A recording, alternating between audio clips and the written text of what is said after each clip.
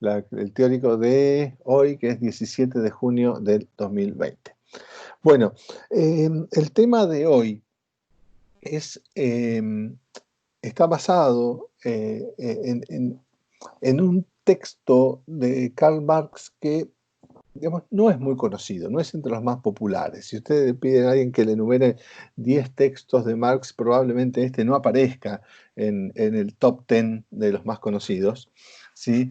Y, digamos, lleva como título popular la crítica del programa de Gotha, ¿sí?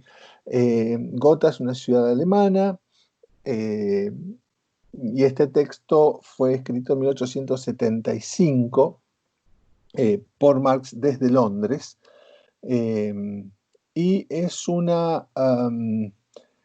también se conoce como glosas marginales al programa del Partido de los Trabajadores Alemanes, bla, bla, bla, eh, porque en realidad se trata de un conjunto de notas que Marx hace a pedido de algunos de sus partidarios alemanes que estaban por confluir en un congreso para unificar la rama sindical del socialismo alemán, que eran, digamos, los llamados lasallianos, y esa rama sindical, digamos, seguían a un pensador que ya había fallecido, pero era Ferdinand de Lassalle, que tenía, digamos, un enfoque más sindical, y también una concepción del Estado mucho más benigna que la de Marx, es decir, ellos estaban a favor de la unificación alemana y además estaban,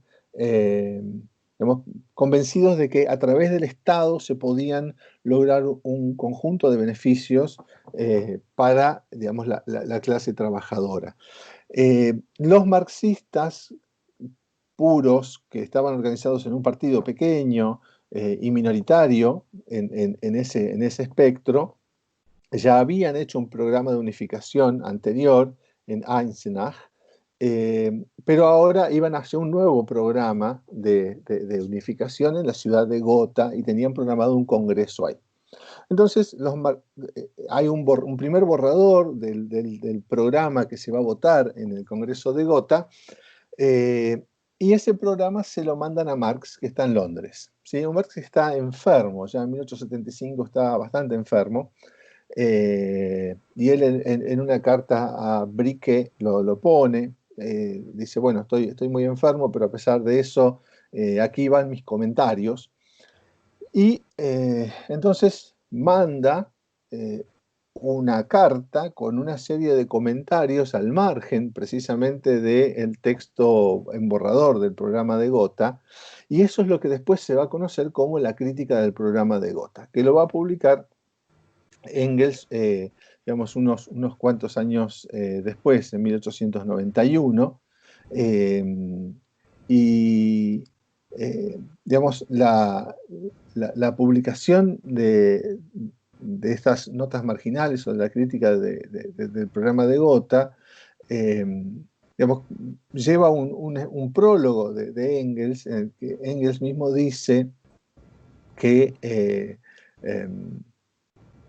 eh, que tuvo que censurar de algún modo ciertas expresiones que había puesto Marx Profe, Sí, profe, perdón, me mandó un mensaje a Yelen Yanquinao, dice que está intentando entrar pero no puede.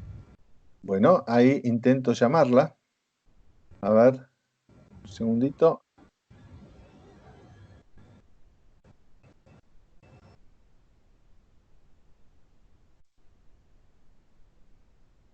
Eh,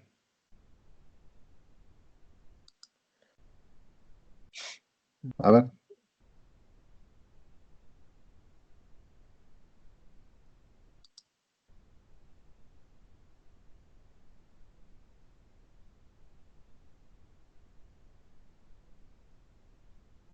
ahí el sistema la está llamando, pero me dice que no está disponible a Yelén. A ver, la estoy llamando, ¿eh?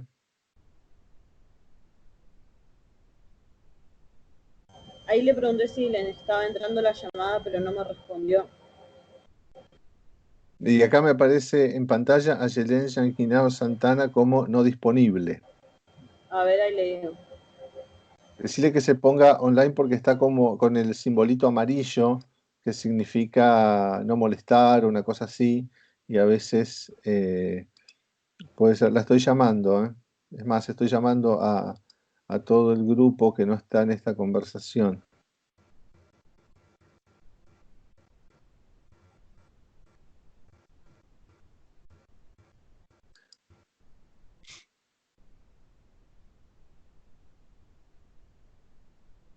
¿Alcanzan a ver en pantalla ustedes que dice llamando a Yelén Yanquinao? ¿Les aparece? No, me aparece como no disponible. Ahí le avisé y no respondió más. De última, Debe si no estar con lo problemas de responde, conexión. le vuelvo a decir. Bueno, decirle que el sistema la está llamando permanentemente, que eso lo que tiene que hacer es aceptar e ingresar.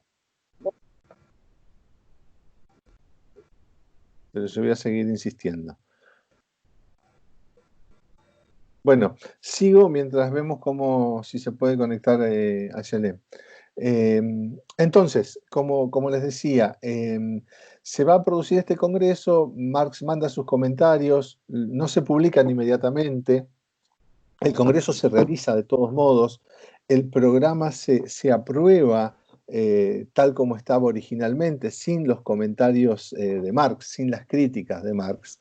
Eh, recién, por eso decía, en 1891 Engels va a publicar este texto diciendo, bueno, había un Marx muy irritado, muy molesto eh, por lo que decía el programa, pero privilegiaron, digamos, esto fue una cuestión, digamos, si quiere, táctica, privilegiaron que se iba a producir un hecho de unificación por sobre los desacuerdos teóricos que había, ¿sí? Y entonces, de algún modo, digamos, Engels y Marx estaban en Londres, dijeron, bueno, está bien que se unifiquen, aunque no nos guste demasiado el programa, porque es más importante, digamos, la práctica de unificar a estos dos sectores que ponerse de acuerdo hasta, digamos, en algunas cuestiones teóricas que por ahí, dice, más adelante las podemos resolver, o en todo caso, digamos, es muy fina la crítica de Marx para un programa, digamos, que estaba hecho, digamos, eh, tratando de encontrar puntos en común entre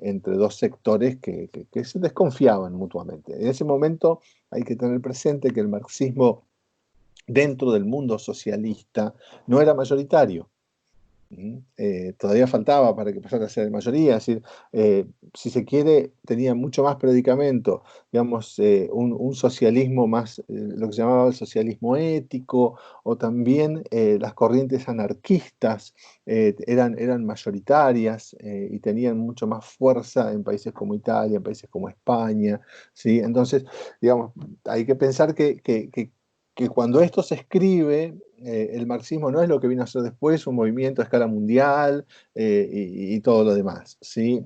1875 también, que es el año en que esto se escribe, es un año de repliegue, porque precisamente el gran experimento político socialista que había sido la Comuna de París en 1871 había sido ahogado, digamos, a sangre y fuego. Entonces, digamos, una de las grandes esperanzas que había sido la Comuna de París del 71 había sido despedazada por, digamos, digamos, el Estado francés y por el Estado prusiano justamente en ese momento.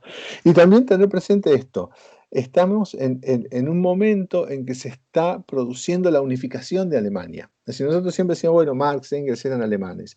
En realidad eran alemanes si lo miramos desde el punto de vista de hoy, pero en ese momento Alemania era un fragmento, digamos, un conjunto de pequeños estados que recién en ese momento, ¿sí? A principios de los años 70, empieza a unificarse justamente después de la guerra contra Francia, ¿sí? Hay una guerra que es la franco-prusiana de 1871 y es ahí donde Alemania se unifica bajo el poder de este famoso personaje que fue el canciller Bismarck, ¿sí? Entonces, en ese contexto, Marx escribe la crítica del programa de Gotha. ¿Por qué es importante este texto?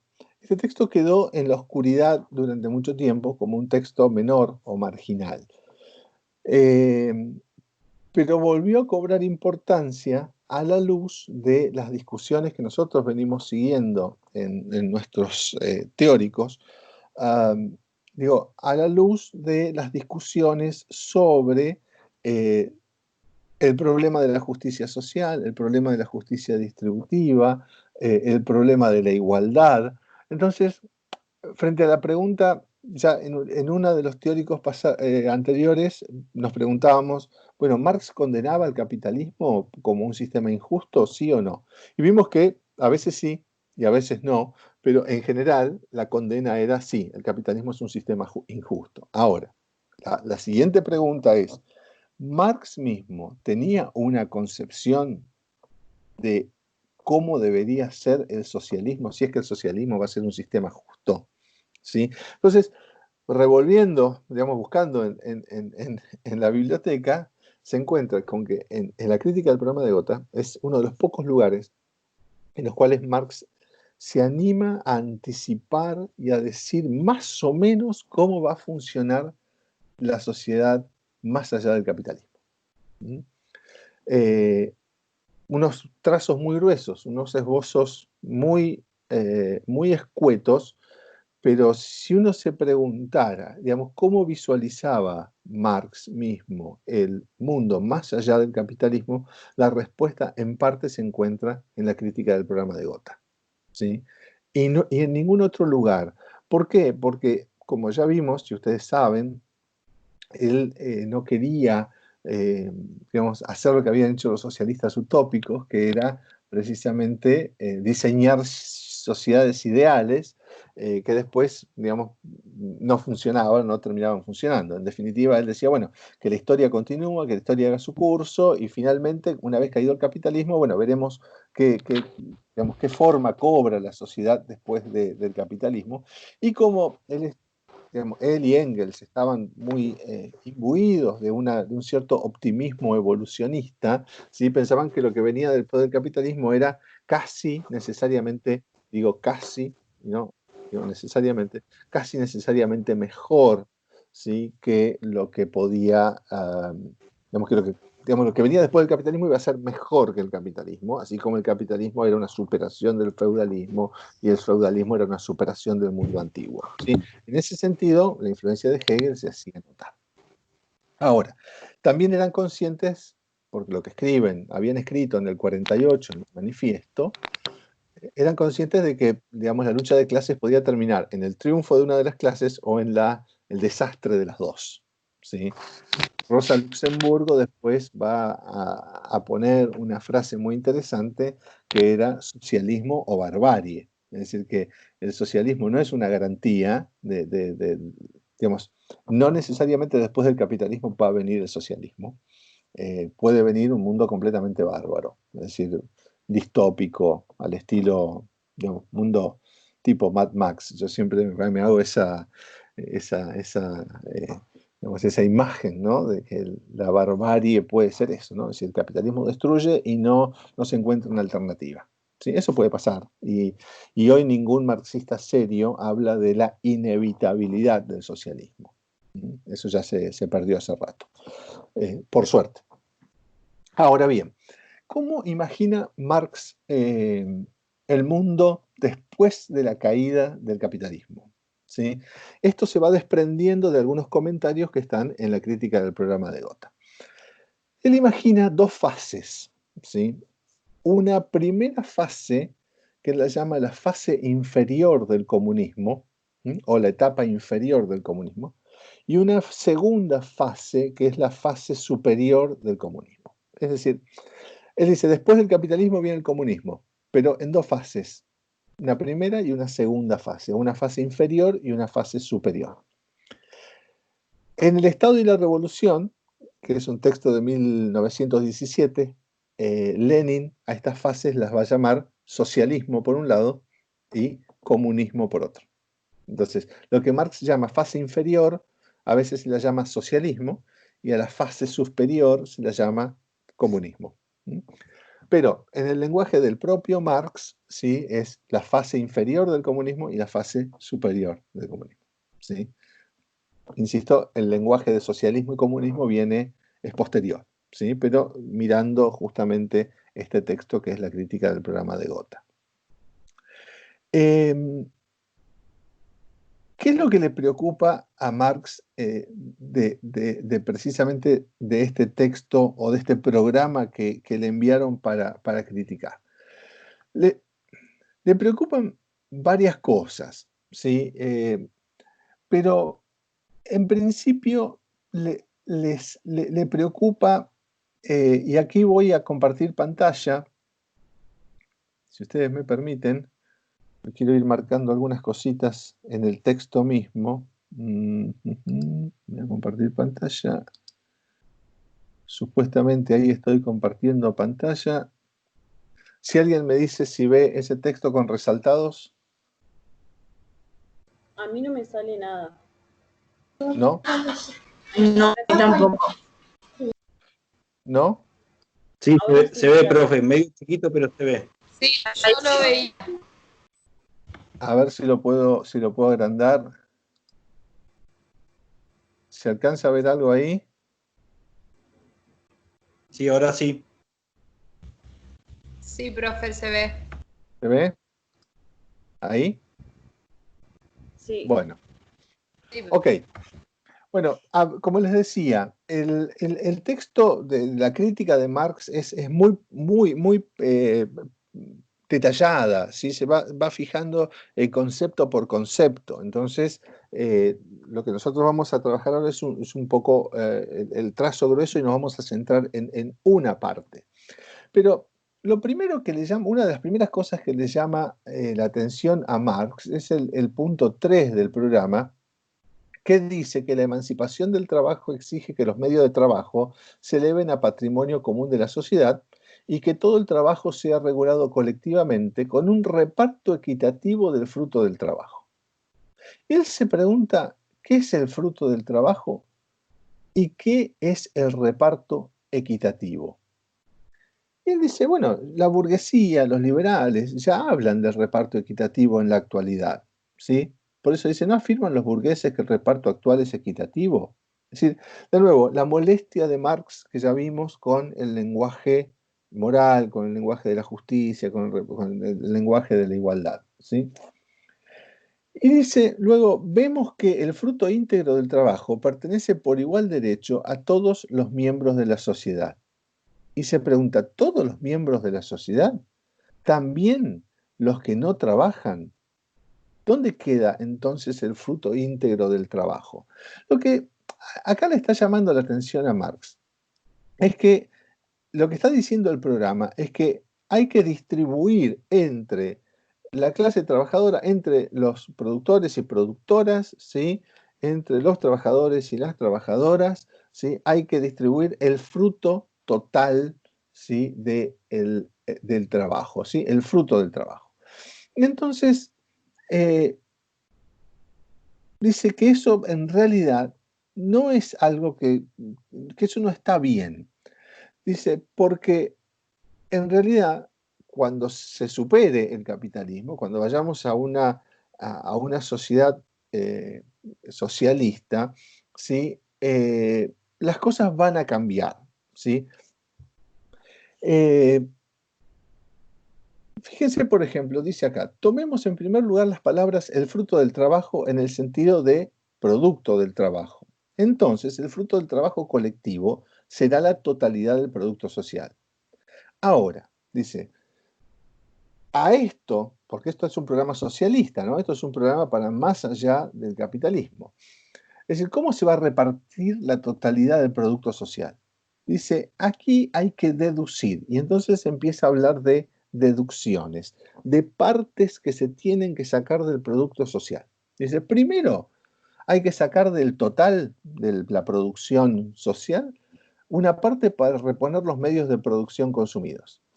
Es decir, que vos no podés repartir todo el producto social entre quienes producen y quienes no producen también, ¿sí? Porque hay algo para reponer los medios de producción, las máquinas que se gastan, las máquinas que se descomponen, las máquinas que quedan obsoletas, etc. ¿Sí? La tierra que se agota, ¿sí? La tierra que se cansa, la tierra que... Bueno. Luego, dice, segundo, una parte suplementaria para ampliar la producción, es decir, reinvertir. La población crece, la demanda crece, las necesidades crecen. No solo tenés que reponer los medios de producción, sino que ampliar la producción. Para eso no podés repartir todo. Tercero, un fondo de reserva o de seguro contra accidentes, trastornos debidos a fenómenos naturales, etc. Es decir, también hay que tener un fondo guardadito por si lo que se llamaría un fondo anticíclico. Tenés malas cosechas, tenés fenómenos naturales, etcétera, que producen alguna disrupción en el sistema económico, ¿sí?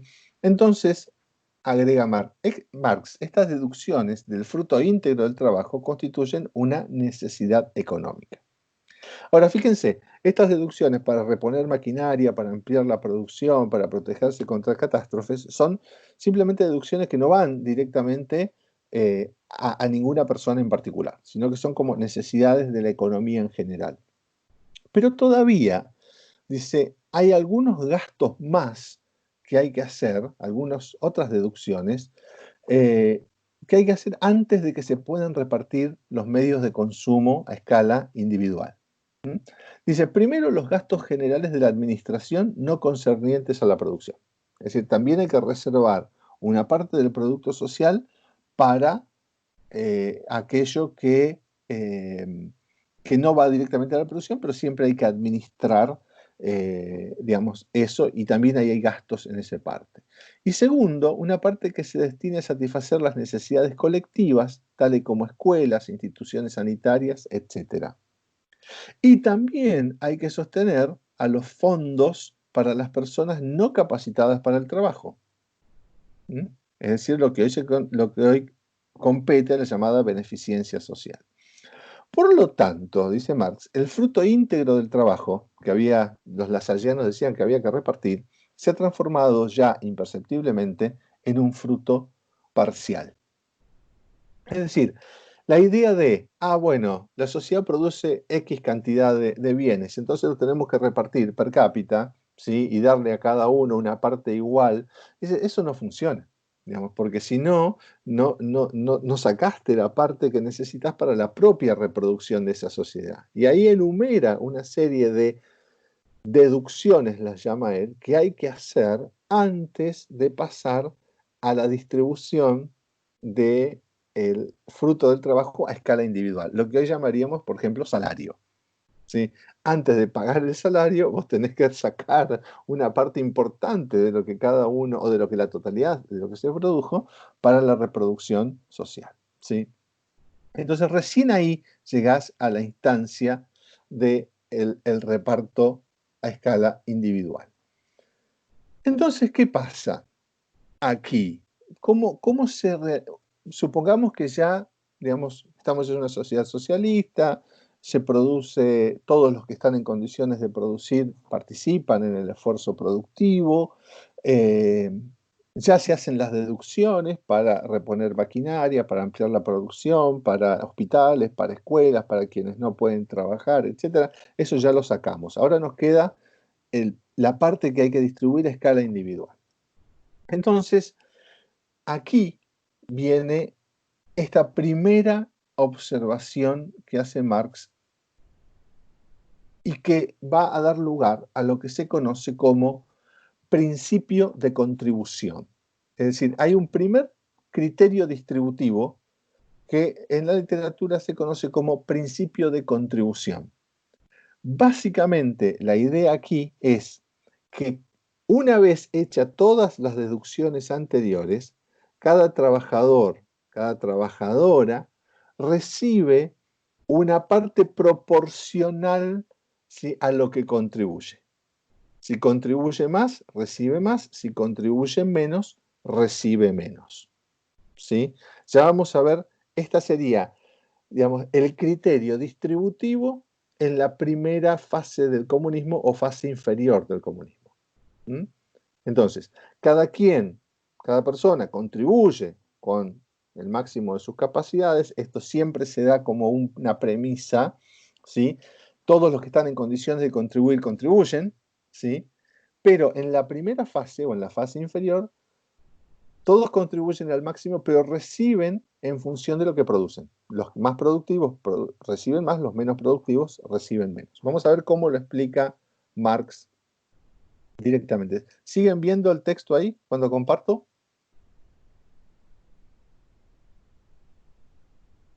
Sí, profe, sí se ve. Bien, gracias. Sí, se ve. Entonces, gracias. Entonces dice, vamos a verlo resaltado. De lo que aquí se trata no es de una sociedad comunista que se ha desarrollado sobre su propia base, sino al contrario, de una que acaba de salir precisamente de la sociedad capitalista y que, por tanto, presenta todavía en todos sus aspectos, en el económico, en el moral y en el intelectual, el sello de la vieja sociedad de cuya entraña procede. Congruentemente con esto, en ella el productor individual obtiene de la sociedad, después de hechas las obligadas deducciones, exactamente lo que ha dado. Lo que el productor ha dado a la sociedad es su cuota individual de trabajo. Así, por ejemplo, la jornada social de trabajo se compone de la suma de horas de trabajo individual. El tiempo individual de trabajo de cada productor por separado es la parte de la jornada social de trabajo que él aporta, su participación en ella. La sociedad le entrega un bono consignando que ha rendido tal o cual cantidad de trabajo, después de descontar lo que ha trabajado para el fondo común. Y con este bono saca de los depósitos sociales los medios de consumo, la parte equivalente a la cantidad de trabajo que rindió. La misma cantidad de trabajo que ha dado la sociedad bajo una forma, la recibe de esta bajo otra distinta. Imagínense esta situación. Yo soy un trabajador en la sociedad socialista, ¿sí? Voy y trabajo en una fábrica X. Trabajo 8 horas, 10 horas, trabajo muy intensamente, trabajo un poco menos intensamente, lo que fuere. Al final de la jornada, ¿sí? Laboral, pongámosle que esto se haga un cálculo diario, ¿sí? Me entregan un papelito, o al final de la semana, me dicen, bueno, un certificado, un bono. Esto ya lo había inventado Owen, se llamaban los bonos de trabajo, ¿sí? Y dice, bueno, Lizárraga trabajó tantas horas o produjo tantos kilos de harina, es decir, lo podemos medir por horas, por productividad, por lo que fuere, pero a mí me entregan un bono, ¿sí? Pero que no refleja exactamente todo lo que trabajé y todo lo que produje, sino que ya me sacaron una parte para el fondo común. ¿Se entiende? Ya se hicieron sobre mi producción total, se hizo una deducción que puede ser porcentual, Marx no lo explica aquí exactamente, pero ya me sacaron una parte para el fondo común, las deducciones de las que hablé anteriormente. Entonces, una vez que me hicieron las deducciones, ya tengo un papelito que equivale, supónganle que se midió en tiempo, ¿sí? Entonces me quedaron para mí, sobre 40 horas semanales, ponele, me quedaron 30 disponibles, ¿sí? Entonces yo voy a los almacenes sociales, donde está la producción de los bienes de consumo disponibles. Imagínense que los precios están fijados en tiempo de trabajo socialmente necesario. Entonces, un kilo de yerba cuesta 10 minutos, ¿sí? No sé, y un champán cuesta 7 horas, ¿sí? Entonces, yo voy con mi certificado del tiempo de trabajo, ¿sí? Y retiro de los almacenes sociales en función de lo que yo necesito, prefiero, quiero, ¿sí? A partir de lo que a mí se me dio, ¿sí? Pero a mí se me dio en función de lo que yo produje. Por eso esto se lo conoce como el principio de contribución. Yo contribuí una cierta cantidad de trabajo, entonces se me retribuye en función de la cantidad de trabajo que contribuí. Si alguno contribuyó más, porque trabajó más horas o trabajó más intensamente, va a tener más que yo. Esto es en la fase inferior. ¿Se entiende esto? Creo que alguien alguna vez me dijo que hay una película donde todo se valora en tiempo. Como que la gente compra tiempo o compra las cosas con tiempo o le va comprando tiempo a la vida o va alargando su vida en tiempo en función de lo que produce. No sé, pero lo cierto es que esta idea, digamos, de los bonos que reflejan el tiempo de trabajo, ya era una idea anterior de los socialistas utópicos que Marx la toma para dar el ejemplo que está dando acá. Ahora, ¿por qué pasa esto? Pasa esto porque, y esto es muy importante, porque ustedes dirán, bueno, pero esta gente es medio como, está compitiendo entre sí, porque algunos van a trabajar más, otros van a trabajar menos, unos trabajan más intensivamente, otros menos intensivamente. No pareciera justo o no pareciera igualitario que algunos tengan más y otros menos, ¿sí? A pesar de que hay una gran cobertura por las deducciones que se hacen. Marx es muy consciente y por eso dice aquí que esta no es la sociedad comunista pura, sino que esta es una sociedad que tiene todavía en todos sus aspectos, en el económico, en el moral, en el intelectual, eh, el sello de la vieja sociedad de cuya entraña procede. Sí, exactamente. Ahí me dicen que es una película donde actúa Justin Timberlake y efectivamente es esa. Sí, gracias. Sí, es esa. Y no me acuerdo cómo se llama. Después lo voy a googlear para recordar cómo se llamaba la película. Sí, fíjense. El precio de mañana, profe. ¿Cómo se llama? El precio de mañana. Ah, El precio de mañana. Bien, buenísimo. Gracias. Gracias. La recomiendo porque es una buena distopía. Es interesante. Sí, si no la vieron, por ahí traten de conseguirla. El precio de mañana. Ayelén finalmente llegó. Bienvenida, Ayelén. Buenas tardes. Hola. Hola, Ayelén. Bueno, estamos Por fin grabando. me pude conectar. Bueno, Medio tarde, pero estoy. tranquila, no hay problema. Igual estamos grabando, así que esto después, la parte anterior queda, ¿sí? La vas a poder ver. Bueno, Bueno, entonces decía, fíjense que ah, esto produce resultados no igualitarios, porque algunos producen más, otros producen menos. Entonces, no necesariamente el resultado va a ser el comunista esperado, pero esto pasa porque esta sociedad, dice Marx, todavía está en todos sus aspectos, en el económico, en el moral y en el intelectual, lleva el sello de la vieja sociedad de cuya entraña procede. Es decir, las personas en el socialismo todavía tienen una mentalidad capitalista, todavía compiten, todavía no son personas plenamente desarrolladas. ¿Sí? Están en una primera fase. Y por supuesto que va a ser legítimo, dice Marx, que alguno diga, bueno, yo trabajé más, páguenme más. Pero ¿qué pasó? Pasó que ahora los medios de producción están socializados, los que no pueden trabajar son asistidos, las escuelas están sostenidas por la sociedad, el producto social se reparte, simplemente se permiten algunas desigualdades en funciones de la mayor o menor productividad de cada uno. ¿Sí? Eso es lo que está pasando en la primera fase. Y Marx lo ve como algo, y es inevitable, no podemos saltar del capitalismo al comunismo plenamente desarrollado. Vamos a pasar por una fase intermedia, que es esta fase inferior del comunismo. Ahora, fíjense que inmediatamente después de haber descrito el principio de contribución, esta fase acá, empieza a criticarla. Es decir, Marx dice, bueno, esto va a ser así, pero fíjense los problemas que tiene. Y todo lo que sigue es un conjunto de críticas, o por lo menos de cuestionamientos o de señalamientos sobre los límites que tiene esta primera fase.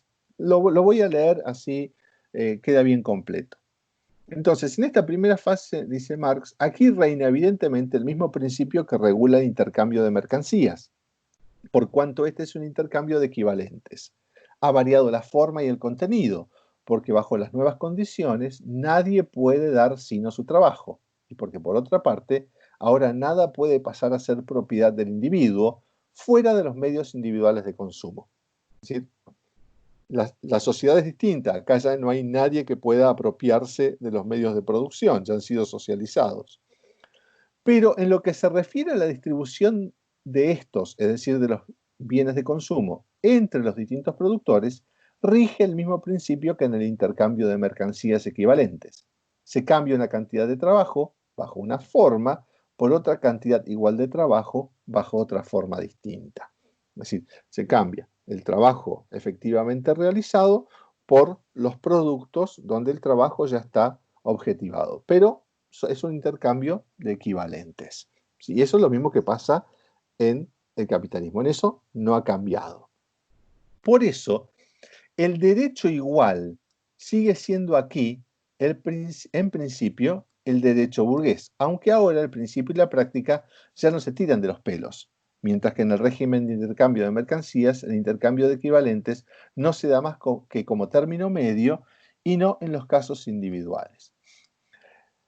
¿Qué es lo que está diciendo Marx acá con el derecho igual y el derecho burgués? Lo que está diciendo es que en la sociedad capitalista, como lo que se paga es el valor o el precio de la fuerza de trabajo, ¿sí? Se establece una especie de promedio. Entonces, a todos los que trabajan en una determinada rama, ¿sí? Se les paga exactamente lo mismo, independientemente de que produzca más o de que produzca menos.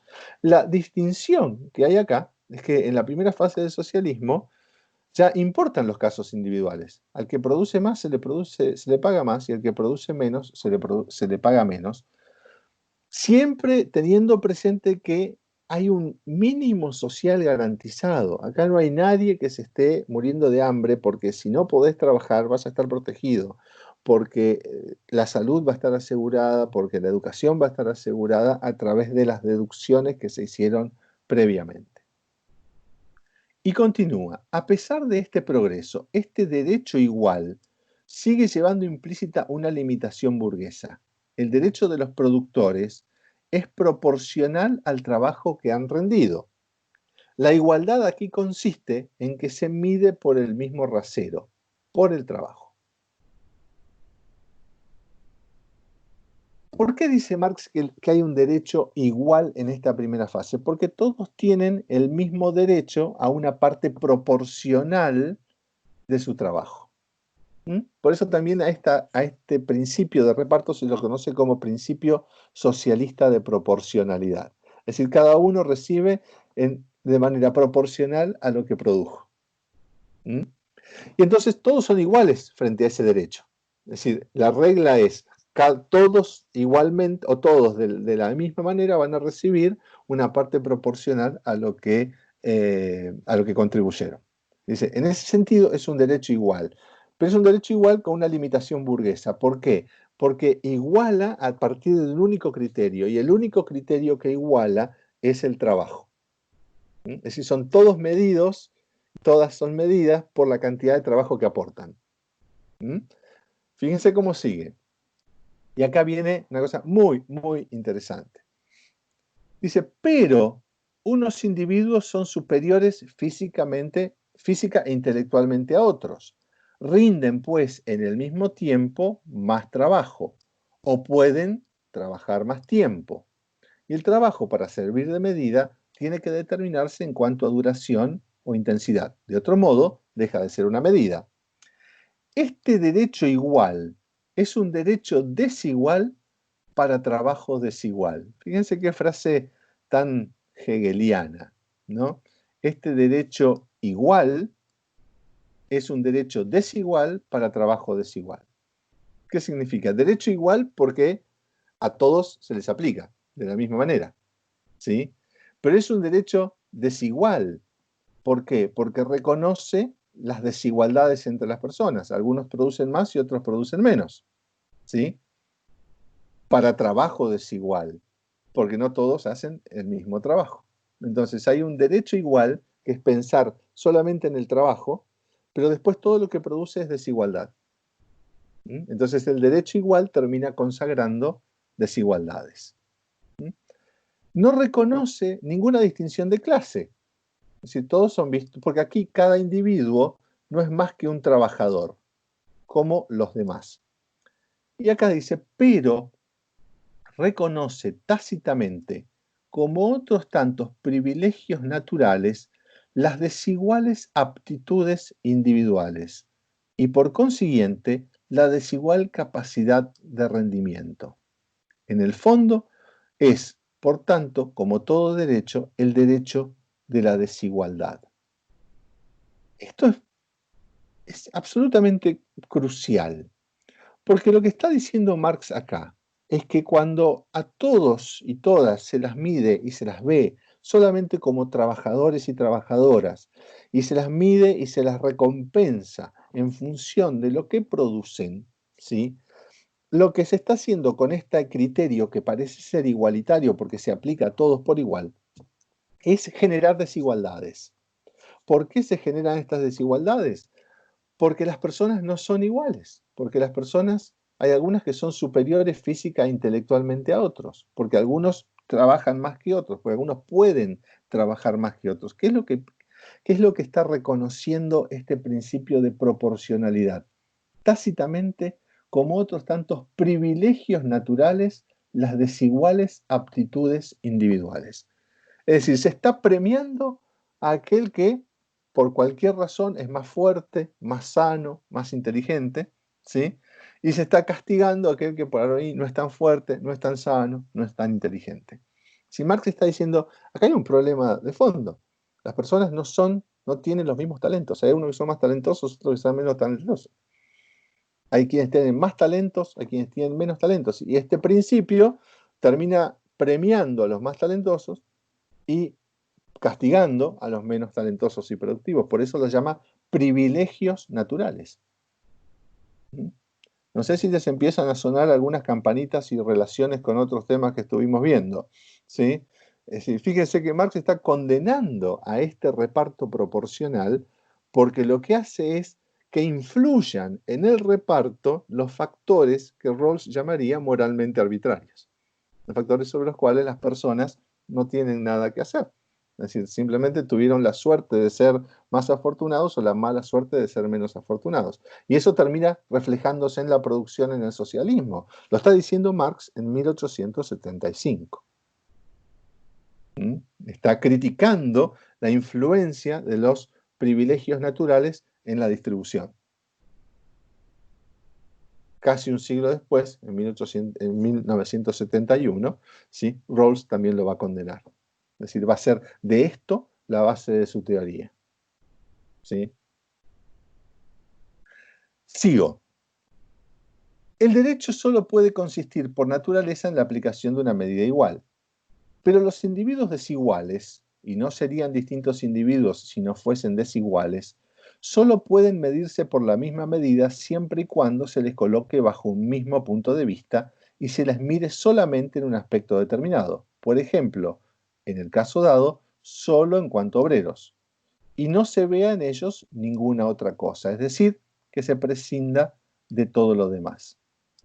Prosigamos. Un obrero está casado y otro no. Uno tiene más hijos que otro, etc. A igual trabajo, por consiguiente, a igual participación en el Fondo Social de Consumo, uno obtiene de hecho más que otro, uno es más rico que otro. Para evitar estos inconvenientes, el derecho no debería ser igual, sino desigual. ¿Qué es lo que está diciendo Marx acá?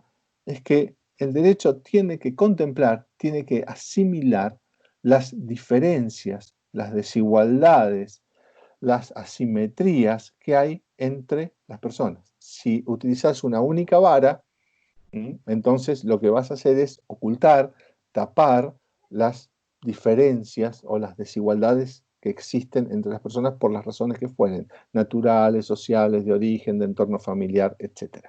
Entonces, el problema es que el derecho, cuando deja que impacten esas desigualdades, se vuelve en algo injusto. Y acá viene un problema. Marx dice, estos defectos son inevitables en la primera fase de la sociedad comunista, tal y como brota de la sociedad capitalista después de un largo y doloroso alumbramiento. El derecho no puede ser nunca superior a la estructura económica ni al desarrollo cultural de la sociedad por ella condicionado. Acá Marx se vuelve un poco pesimista. Dice, bueno, esto es inevitable. Si no podemos mejorar esto.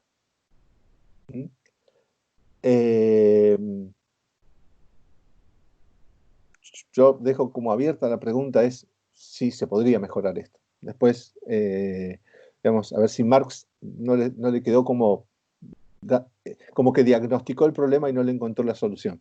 ¿Sí? Es decir, diagnosticó cuál era el problema de esta distribución proporcional, que produce desigualdades, porque algunos producen más porque son más productivos, algunos producen menos por circunstancias ajenas a su responsabilidad, algunos tienen más necesidades que otros, ¿sí? Y entonces, bueno, ahí el socialismo te produce una sociedad desigual. Y Marx dice, bueno, pero esto es inevitable en la primera fase. ¿Qué necesitamos, se pregunta Marx, para llegar al comunismo, para llegar a una distribución que sea justa y que sea igualitaria y que contemple la diversidad de las personas, que no las vea solamente como trabajadores y trabajadoras, que no las recompense solo por su trabajo, sino que vea algo más en ellas? Necesitamos dos condiciones. Y lo va a decir en un texto, en este fragmento que es muy famoso, muy famoso. Uy, señalé un pedacito de más, pero a ver si puedo volver atrás. Sí. Ahí. Dice así, quizá lo hayan leído muchas veces. En una fase superior de la sociedad comunista, fase superior, acabamos de abandonar la fase inferior. Acá. Bien.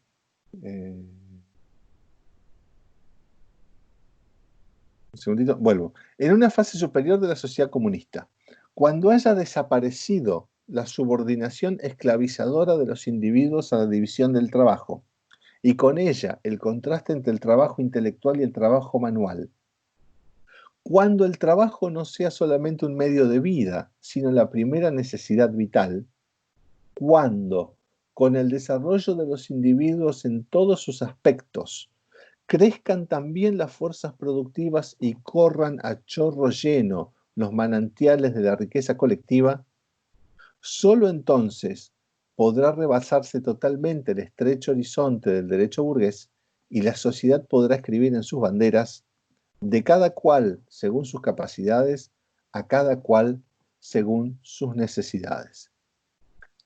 Este fragmentito aquí, esta frase, eso se conoce como el principio de necesidades. Y este sería el principio de justicia comunista por excelencia, de cada cual según sus capacidades, a cada cual según sus necesidades. Pero ¿qué condiciones se tienen que dar para que esto ocurra? Dos fundamentales.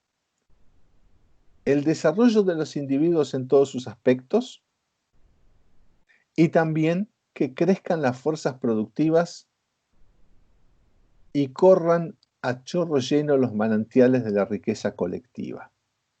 Esto significa, tengo un mensaje, no es un mensaje.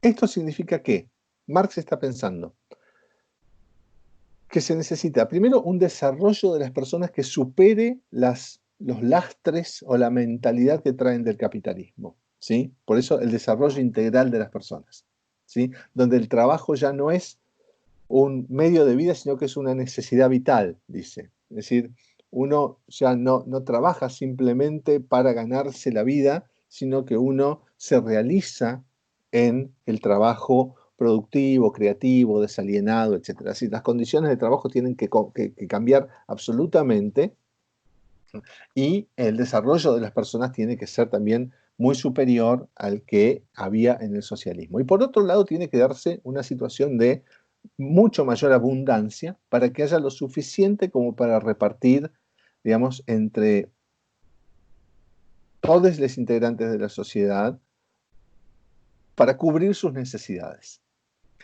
Y el principio tiene dos cláusulas. Dice, de cada quien según sus capacidades, algunas traducciones dicen de cada quien según su habilidad, a cada quien según su necesidad o sus necesidades. Esto significa algo muy, muy radical y rompe con el principio anterior. El principio anterior era de cada quien según su capacidad, es decir, cada uno contribuye con todo lo que puede, ¿sí? Pero a cada quien según su productividad. Es decir, al que más produce le doy más, al que menos produce le doy menos, siempre habiendo hecho las deducciones previas para el conjunto social. Eso nunca debe olvidarse, que hay deducciones previas. En esta segunda fórmula, ya no hay ninguna relación entre lo que se contribuye y lo que se recibe. Cada persona da todo lo que puede y recibe solo lo que necesita. Entonces, fíjense que se rompe la lógica entre la contribución y la retribución. Son dos lógicas diferentes. Yo contribuyo al máximo porque eso es parte de mi ethos, ¿sí? De mi conciencia de contribuir a la mayor producción social posible, ¿sí?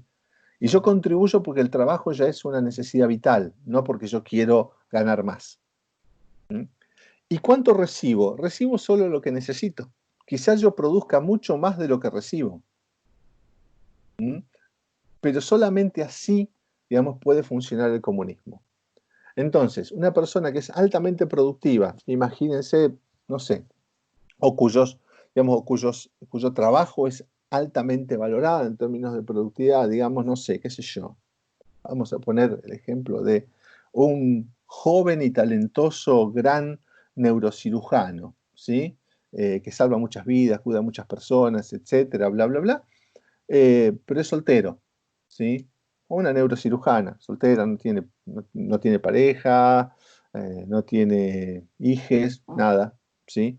Eh, y por otro lado, un trabajo, digamos, hay una pregunta que después la voy a responder, ¿sí? Y después tenemos otro trabajador que, digamos, o trabajadora que le gusta, no sé, la agricultura, o póngale un trabajo artístico o lo que fuere, que es menos productivo, tal vez menos reconocido y tiene hijes varios, etcétera. Entonces, en la sociedad comunista, ¿sí? Cada uno va a aportar lo más que puede, pero la neurocirujana o el neurocirujano soltero quizás tenga que vivir en monoambiente o en un departamento de una habitación, ¿sí? Bien, no le va a faltar nada, quizás tenga su auto, quizás, sí, va a tener sus comodidades, ¿sí? Pero no va a tener exactamente lo mismo que aquel que a lo mejor produce menos pero tiene más necesidades. Es decir, el reparto es según las necesidades, no según lo que se produce. Y no hay conflicto en esto. No tendría que haber conflicto si hay suficiente para repartir y si las personas han cambiado la cabeza, básicamente. Ese es el desarrollo integral de las personas, es fundamental. Aquí alguien me pregunta, muy bien, con esa lógica, en esa lógica no existiría el problema de lo que denomina Rawls los gustos caros. Claro, es que está muy bien la pregunta que me hace Lucía. Sí, digamos, yo tengo, vos ponés lo de los gustos caros y Marx habla de necesidades. Acá hay una discusión muy interesante y es, bueno, ¿cuándo los gustos de las personas pueden ser leídas como necesidades o no? ¿Mm?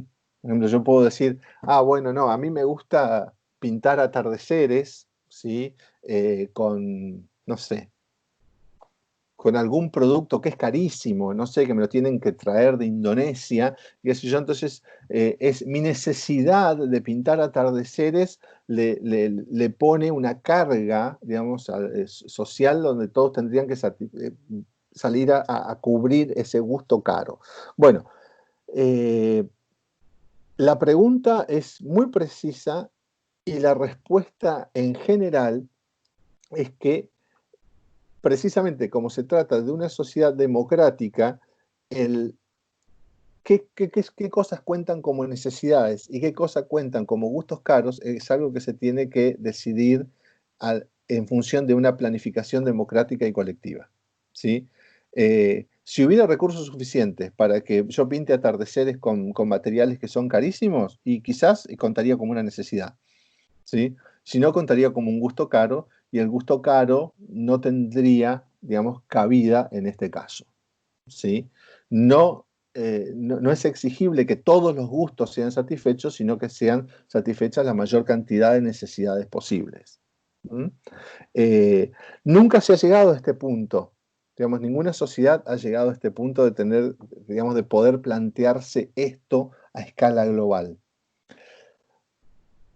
Pero ese es un problema, ¿sí? El problema de lo que se llama las necesidades siempre crecientes de las personas. Es decir, ¿qué pasa con cada nuevo invento? ¿Sí? Con cada nueva innovación. Parece que se convierte en una necesidad. Lo que a veces es un lujo para algunos, después se convierte en una necesidad. Entonces, bien, ¿cuánto hay? ¿Cuánta abundancia, cuánta producción o productividad es ecológicamente tolerable? Ese es otro problema, ¿sí?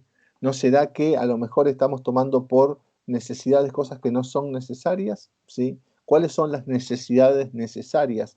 Esta es una frase que utiliza una filósofa llamada Agnes Heller, ¿sí? Dice, acá de lo que se trata de determinar es cuáles son las necesidades necesarias, ¿sí?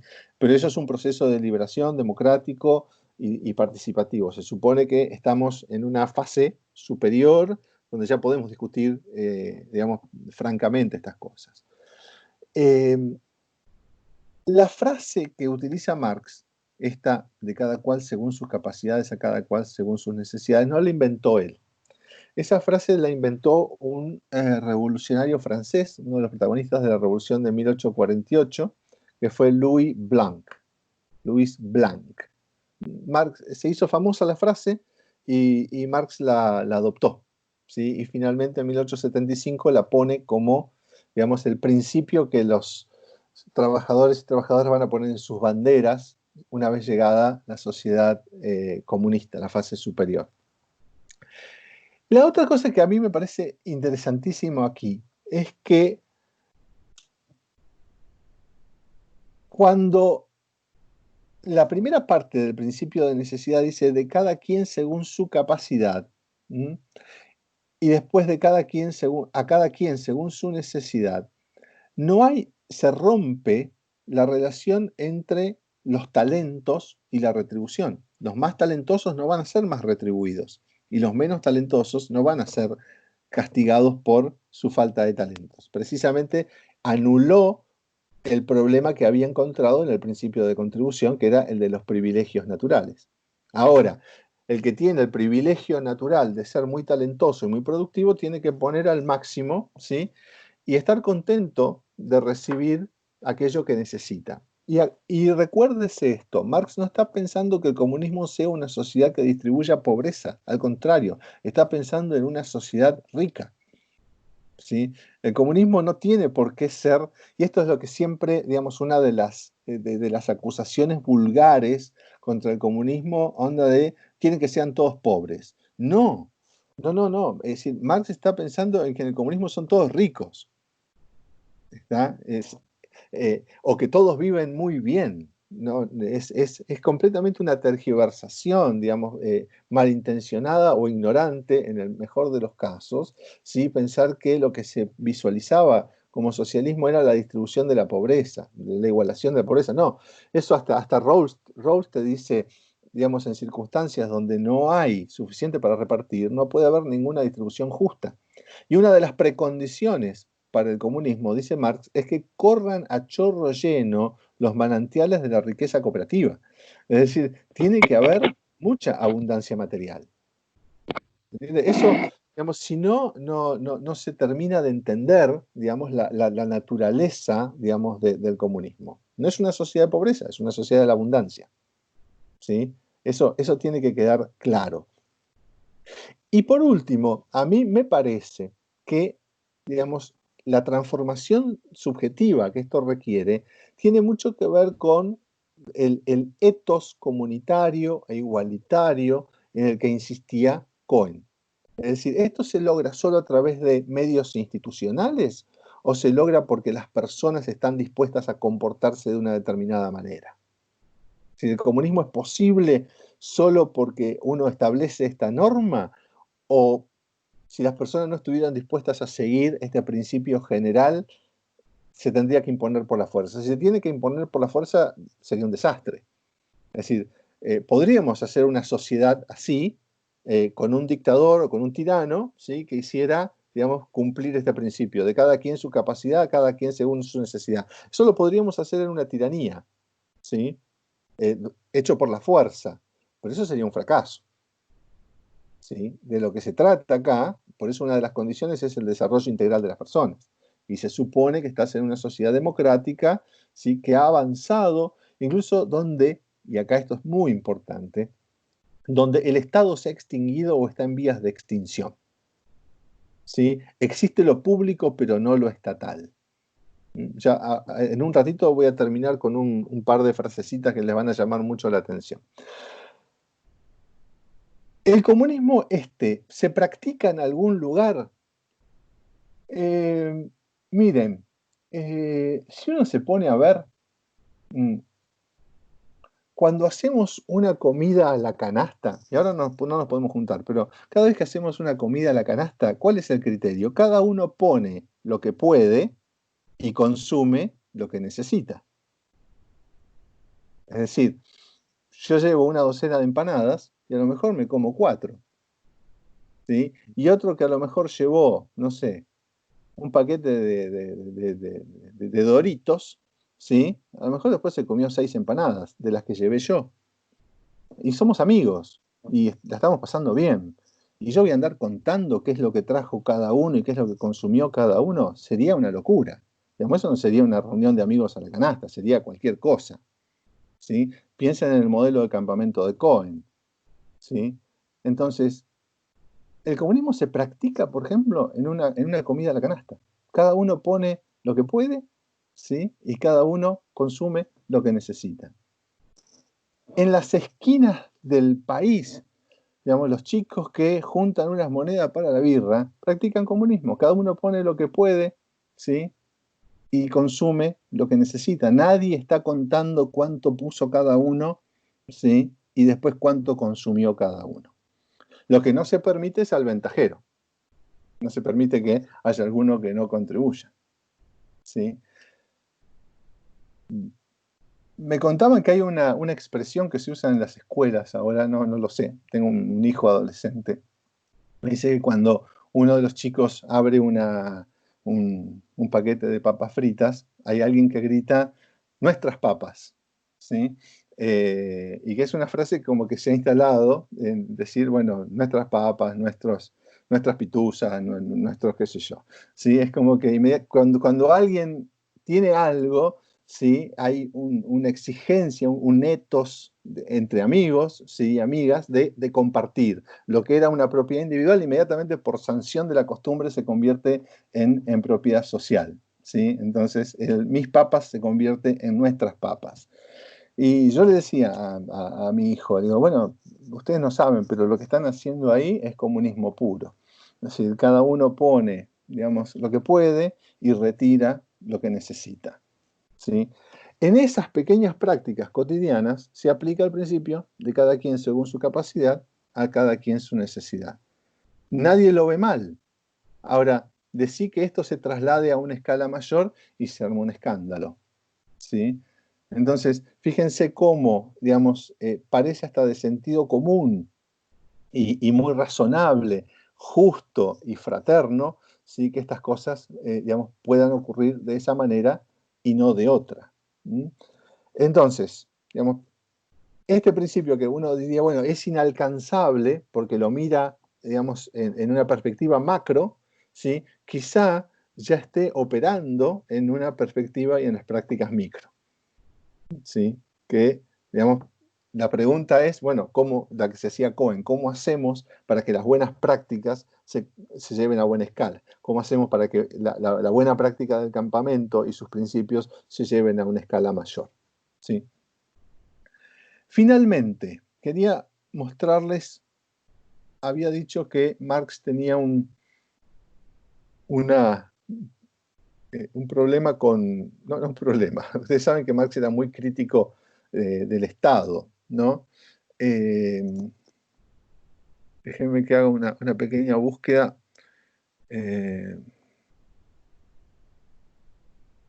Acá. ¿Alcanzan a ver o la letra está muy chiquita? No, se ve, profe, sí se ve. Bien.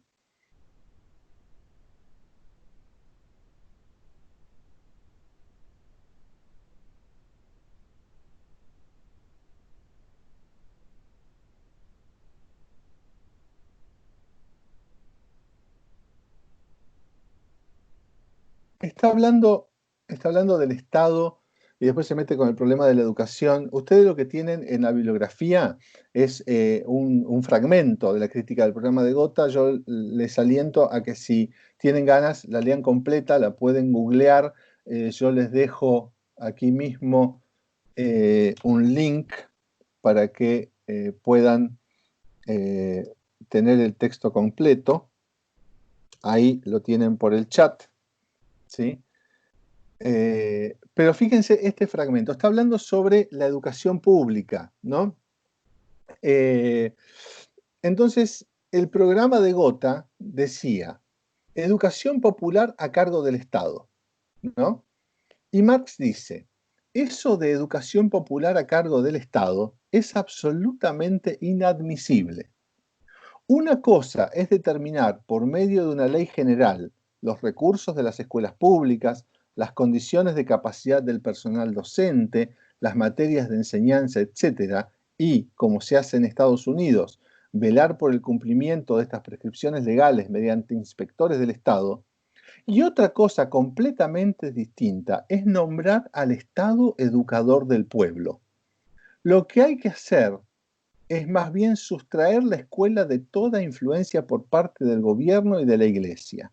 Sobre todo en el Imperio Prusiano Alemán, no vale salirse con el torpe subterfugio de que se habla de un Estado futuro, ya hemos visto lo que es este, donde por el contrario, el Estado es el que necesita recibir del pueblo una educación muy severa. Esto es muy interesante porque cuando muchos asocian la concepción de Marx con, digamos, un Estado fuerte.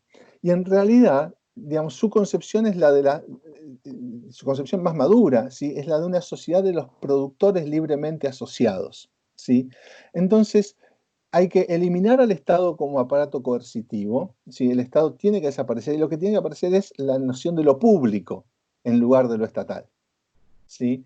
Dice, darle al Estado, ¿sí? la educación, digamos, de las personas, pensando que el Estado es un dispositivo coercitivo, entonces iría en contra precisamente de los intereses de la propia clase, porque sería poner justamente un estamento que nuevamente se vale del poder coercitivo para que las cosas funcionen, ¿sí?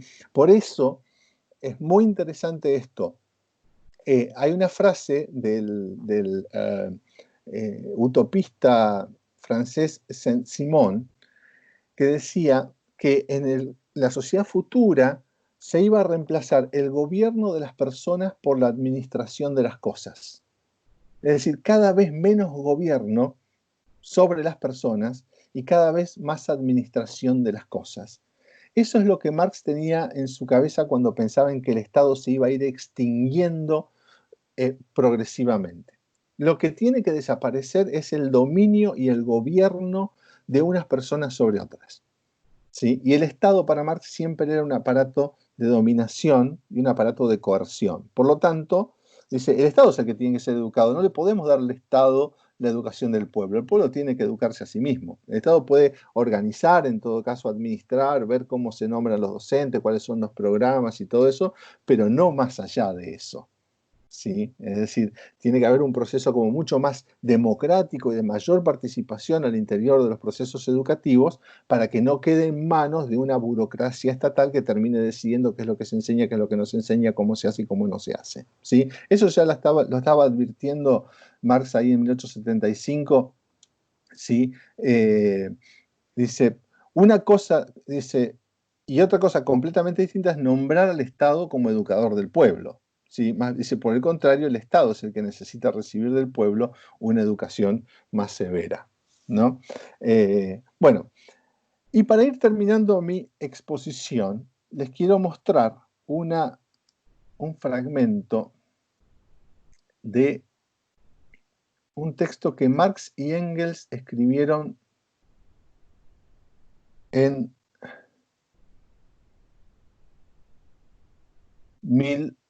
1846-1847, en un texto que es La ideología alemana. La crítica del programa de Gotha, que fue lo que trabajamos, es de 1875. 1845, 1846, ¿sí? Es decir, 30 años antes, Marx y Engels habían escrito lo siguiente. 30 años antes. Uno de los principios vitales del comunismo, un principio que lo distingue de todo socialismo reaccionario, es que las diferencias de cerebro y habilidad intelectual no implican diferencias de ningún modo en la naturaleza del estómago o de las necesidades físicas. Por lo tanto, el falso aserto, es decir, la falsa afirmación, basado en circunstancias existentes, a cada quien según su capacidad, debe ser cambiado por el aserto a cada quien según su necesidad. En otras palabras, una forma diferente de actividad, de trabajo, no justifica desigualdades, no confiere privilegios respecto de las posesiones y el disfrute. Las diferencias de cerebro y habilidad intelectual no implican diferencias en la naturaleza del estómago o las necesidades físicas, ¿sí? Y por lo tanto, una forma diferente de actividad no justifica desigualdades. En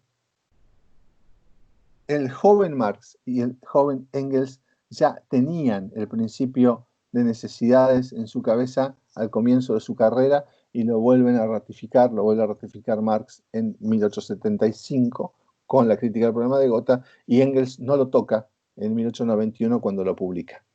Es decir, que esta idea, digamos, de que la justicia comunista se realiza a través de este principio, de cada quien según su capacidad, a cada quien según su necesidad, es una constante a lo largo de la obra, y por eso se lo conoce como el principio de necesidades, ¿sí? O el principio de habilidades / necesidades, que sería la forma distributiva comunista por excelencia.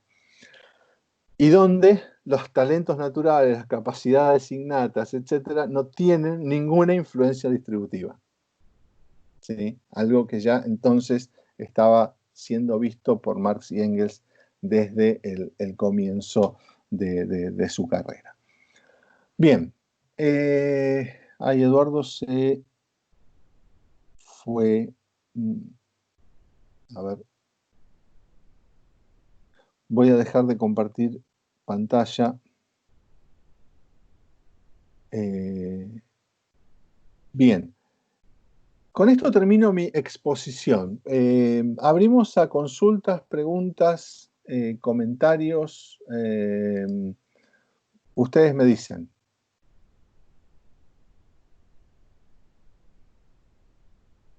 Piénsenlo, no hay ningún apuro. Profe, Sí, ¿quién habla? Lucio. Lucio, ¿cómo estás, Lucio? Bien, bien. No, en relación a la pregunta, porque tomando en cuenta que el Estado para Marx tiene que estar en un proceso de desaparición, que tiene que existir lo público, pero no estatal, y también decíamos que el dominio de personas hacia otras personas también es criticado por Marx. Entonces, en ese sentido, el rol o quién debe estar al frente del Estado, si es que existe, o simplemente debe ser abolido. Bueno, justamente la idea de Marx, que él nunca dice exactamente cuál va a ser el mecanismo, ¿sí? Es el autogobierno de la sociedad completa.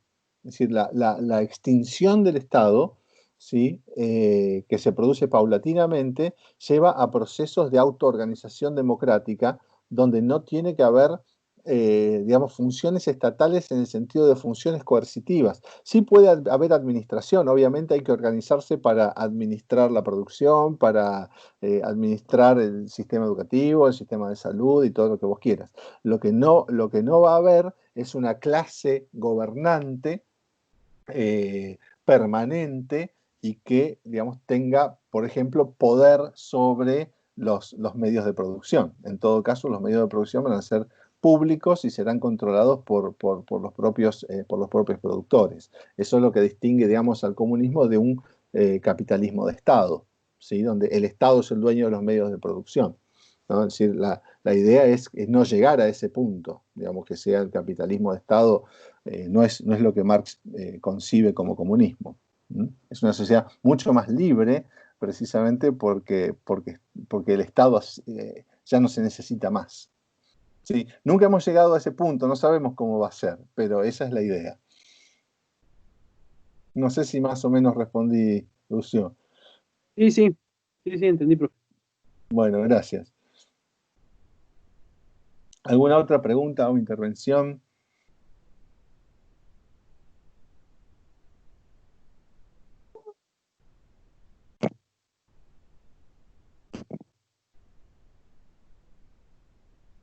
Acá me dice... me dice que nota de color, lo de tenemos, ¿sí? Ahora se viralizó como meme. No sé si lo pueden ver ahí, lo puso en el chat. Hay no sé, un Bugs Bunny, no sé, parece, con el símbolo comunista y diciendo tenemos. Sí. Bueno, yo sabía que en las escuelas entre los estudiantes estaban utilizando bueno, de nuestras papas, nuestras pituzas, no sé cómo se llaman las semillitas de girasol, bueno, pepas, no sé cómo se llama. Pero bueno, sí que hay como un sentido comunitario bueno, que el compartir es importante y nadie tiene por qué reclamar propiedad absoluta sobre aquello que lleva, que aporta. Bueno, gracias, no sabía que era meme, está bueno, pues me lo voy a copiar. Sí, me permití mandar eso porque me acordé, justo ahora está como reviralizado en Twitter y demás. A todo le ponen ese Bad Bunny hecho como comunista, como una versión distinta a la norteamericana, y le ponen la bandera y ponen cualquier pavada, como tenemos. Y no, con respecto a esto y a lo anterior de Cohen y cómo a partir de Marx y todo lo que ha dicho podemos ir como hilando todos los conceptos que hemos visto de las diferentes teorías y demás, como uno a veces cuando no sabe tanto, bueno, ahora tampoco es que tenemos un saber absoluto, pero estamos más cerca de ciertos conceptos y demás acerca de lo que es el socialismo y las diferentes corrientes liberales, utilitaristas, como esas dudas que antes de saber bien qué es, cuando más o menos vas sabiendo de qué se trata, por ejemplo el socialismo y demás, siguen estando esas mismas dudas, pero bueno, ahora fundamentadas, ¿no? Por ejemplo, lo de Cohen, todas esas dudas, todas esas cosas que va planteando, yo mientras iba leyendo iba diciendo, eso es justamente lo que uno muchas veces se pregunta, si es posible el socialismo, el comunismo y demás a gran escala, justamente por esto, porque uno siempre está parado pensando desde un lógica que nos atraviesa porque nacimos en ella y es un sistema que produce y se repite todo el tiempo, digamos. Entonces, que no sé, por más que uno intente como muchísimo correrse de esa lógica, y está bueno aprender todo esto para por lo menos ir pensando diferentes cuestiones que hacen al socialismo. Así que la verdad, lo de Cohen y todo lo que estamos viendo está siendo súper útil. Bueno, gracias. Sí, digamos, la idea era mostrar, digamos, un aspecto, si se quiere, menos economicista del pensamiento político, sobre todo del pensamiento socialista, pero engancharlo, digamos, y tomando como base las discusiones que propone Rawls, que es un pensador liberal, liberal en el sentido norteamericano, no es decir, un pensador progresista, ya a partir de los años 70, así como eso logra poner en discusión otras cosas que no son necesariamente, bueno, la relación digamos, entre los medios de producción, la fuerza de producción, las relaciones de producción, el plusvalor y todo eso, digamos, la economía política, digamos, socialista, digamos, sigue siendo un campo muy fértil, pero lo que pasa ahora es que se pueden discutir digamos, una teoría política socialista en términos de valores, principios sobre la igualdad, la justicia, el problema de los talentos, el problema de los gustos, el problema de las necesidades, que era algo que estaba como borrado de la tradición socialista y donde había ganado mucha ventaja, ¿sí? el pensamiento progresista liberal, porque la intervención que hiciste vos, Lucía, sobre bueno, el problema de los gustos caros. El problema de los gustos caros es un problema de una discusión que se da entre liberales, no se da entre socialistas, pero después los socialistas tienen que asumir ese problema. Porque cuando estamos hablando del principio de necesidades, lógicamente alguien va a decir, bueno, ¿y qué pasa con los gustos caros? ¿Son necesidades o son gustos caros? ¿Sí? ¿Podemos responsabilizar a alguien de tener gustos caros? ¿Sí?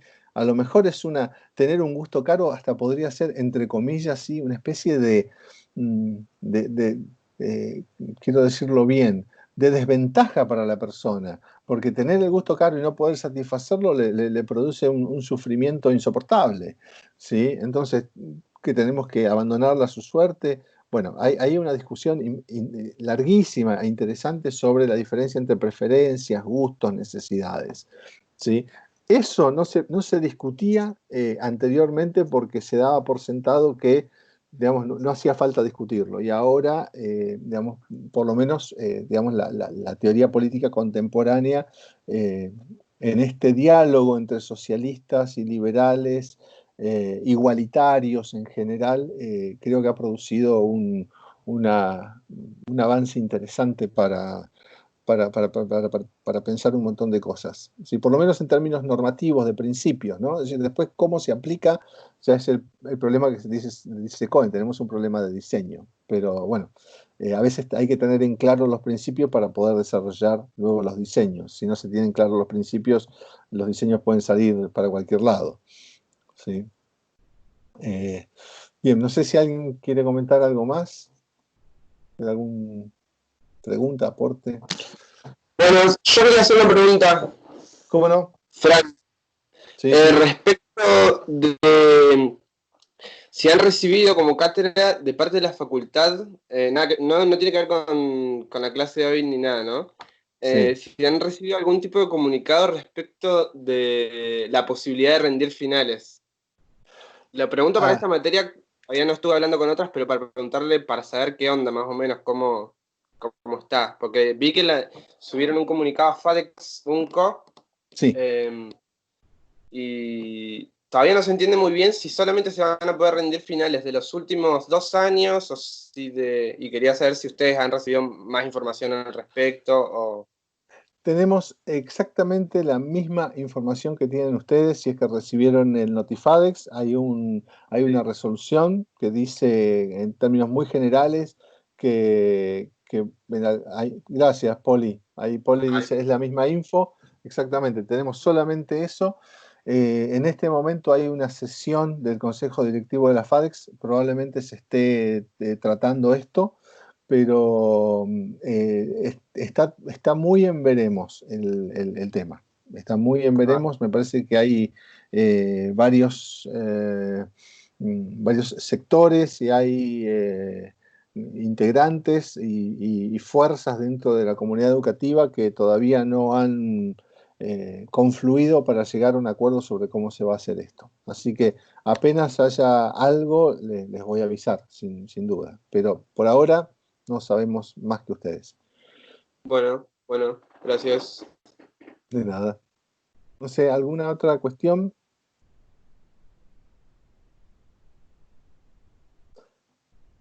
Bueno, ¿sí? Escucho, alguien puso... No. Bueno, quiero pasar a ver, ahí tengo me saltó algo en chat.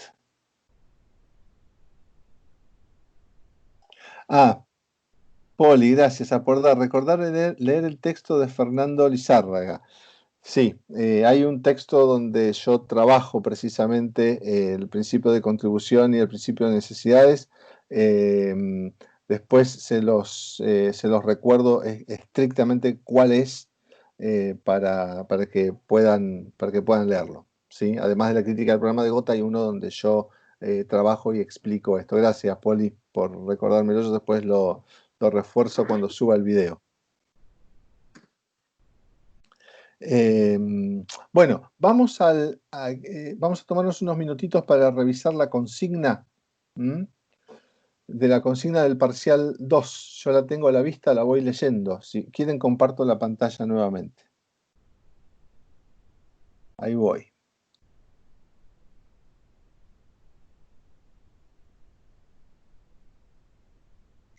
¿Ven ahí? ¿Alguien que me dé un ok? Sí. ¿Ahí se ve?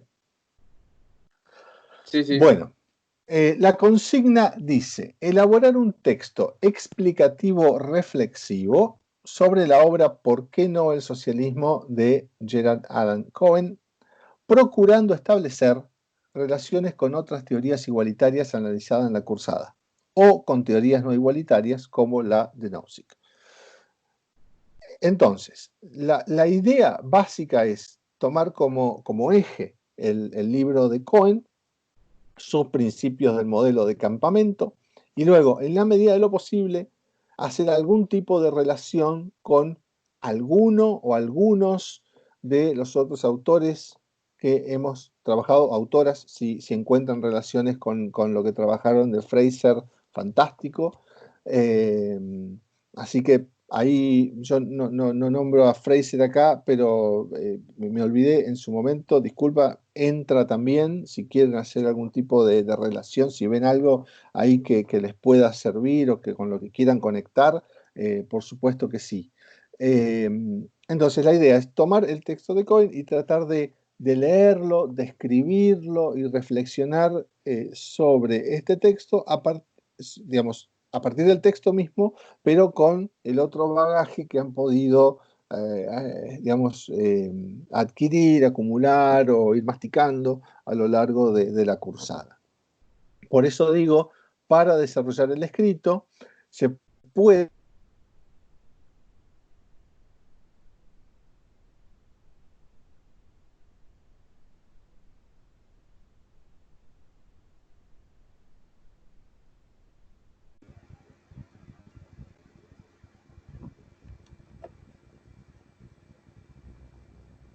tener, a medida que describen que elementos pueden ir apareciendo. B. Identificar y explicar posibles conexiones.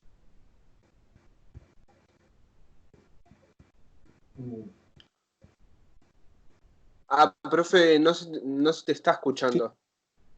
Cohen. Se me está Lo mismo escuchando. pueden ir